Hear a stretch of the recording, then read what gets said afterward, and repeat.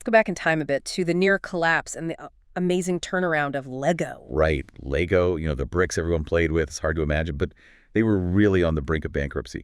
The source paints a picture of just chaos. How so? Well, a total lack of unified software, for one. A supply chain that was just fractured. They were chasing too many adjacencies, new ventures way outside the core brick business. Spreading themselves too thin. Way too thin. And just basic inefficiency. Get this. Paying retail prices for 5,000 different colors of dye. 5,000! Seriously. Instead of standardizing on maybe, say, 25 colors and getting massive bulk discounts, just fundamental business blocking and tackling was missing.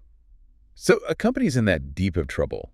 Near death's door. What do? For Lego, the answer was McKinsey. Yep. The classic turnaround consultants. And their process is pretty standard, right? $1 million fee, send in the team, diagnose, interview, apply frameworks, make recommendations. And that led them to Jorgen Vignotstorp. Exactly. He was the McKinsey consultant, likely leading the Lego project. And the board was apparently so impressed, they made him interim CEO, then full CEO in 2004. So what did he do first? How did he start the rescue? He focused ruthlessly on the core business, not the fancy new stuff, the adjacencies. And the source has this really interesting rule of thumb it mentions, the 3-5 years rule for adjacencies. Okay.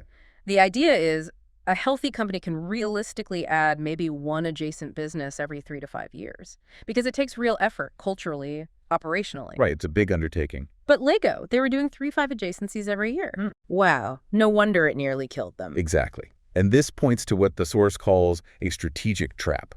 When a company's in crisis, you don't need a grand 5-year strategy document immediately. You need an action plan. Super detailed actions, clear outcomes. It signifies that level of meticulous, measurable execution. It's not about vague goals. It suggests they were tracking things down to the most granular level, maybe website clicks for a purchase or steps in a production process. Utter pragmatism. So ditch the grand vision for a moment. Focus on the tiny, measurable steps. Precisely. Lego explicitly postponed growth. They focused entirely on existing customers, efficiency, productivity. Get the core healthy first. Now, there's a flip side risk here the source mentions. Okay. CEOs who successfully right the ship can sometimes get stuck there. They keep playing it safe, focusing only on efficiency, not taking the necessary risks for future growth, for those later adjacencies. They just kind of collect the paycheck. You really want a leader who can do both. Stabilize and then strategically grow.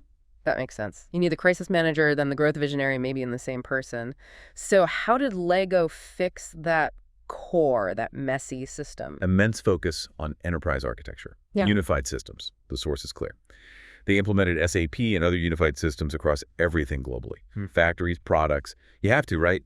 To manage 10,000 different Lego pieces, 25 billion bricks made a year. The scale is just staggering. It is. And the CEO, Nutstorp, apparently had this oh my God moment. He realized the real competitive advantage wasn't just the plastic brick itself. It was managing the incredibly complex business system behind it. The system is the advantage. Exactly. Which meant needing great IT people, architects, and that unified structure. Yeah. And it wasn't quick. Lego had a 10-year roadmap for this, 2008 to 2015, roughly. 10 years. That's commitment. It is.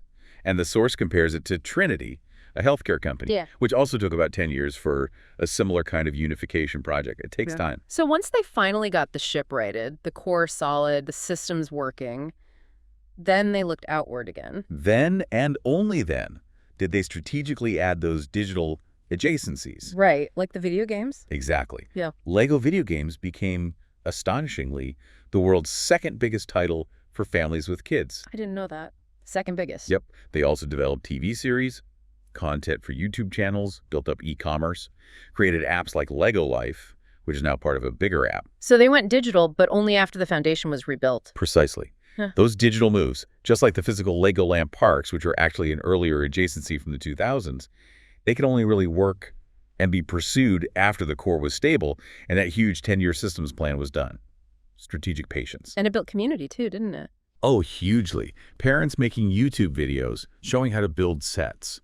That foster this amazing engagement, this ecosystem around the brand that's incredibly valuable. So wrapping this up, what really stands out to you from this whole deep dive?